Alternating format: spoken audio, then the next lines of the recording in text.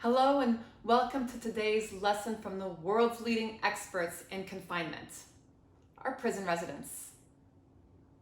And for today, I respond to something I heard on a meeting this morning, where very briefly the current protests that have been happening over the past few days and nights were mentioned.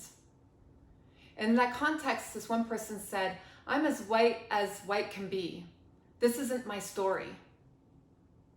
And I believe that that's exactly the reason we're in the problem that we're at right now, is that a certain group of people believe that this is not their story, that what happened to George Floyd doesn't affect them, that the protests are not about them, that this hurt and this pain and this anger that's being expressed right now isn't theirs.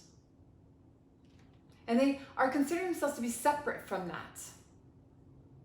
And I believe the exact opposite, that what is going on right now is our story, no matter who we are, however we qualify ourselves, because it's a story about our humanity. You see, like in prison, one of the big things I learned, and I'm going to try to quote as closely as I can the words of the prison residents, is that it is the disconnection from humanity that makes it easy to lash out at it. That's what's happening. What we're seeing over the past few years and over Memorial Day weekend and over the past days since Memorial Day weekend is the results of a disconnection from humanity.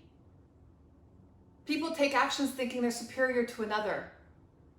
And that goes just as much for the police officers as it does for the violent protesters and a lot of other people in that whole process.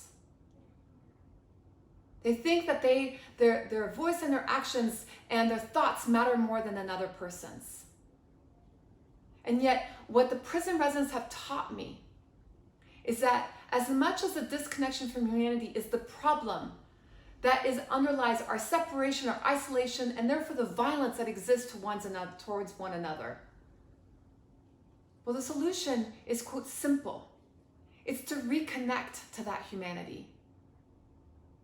Here I am going into a maximum security prison with a large majority of Black and colored men who, again, if I'm going to stereotype, come from South Central LA. Many of them dropped out of school, have addicted and abusive parents, and didn't get the schooling and the opportunities where, going to Ivy League and having the opportunities and being a white woman that I have had. And yet, we're able to connect and recognize the similarities that we are.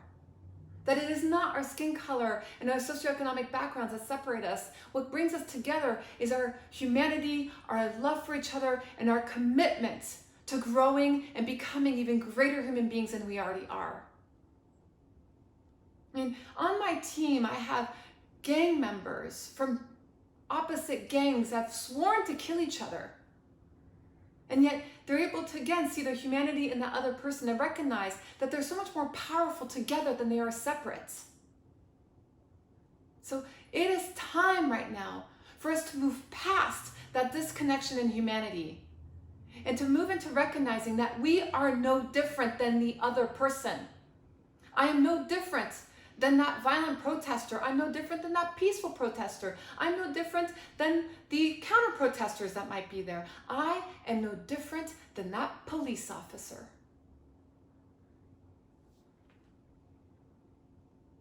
And so how can I hold them in my heart and recognize that they are being a mirror of a part of me that I might not like looking at? And how do I use that anger that might be happening to actually fuel my compassion instead of my violence?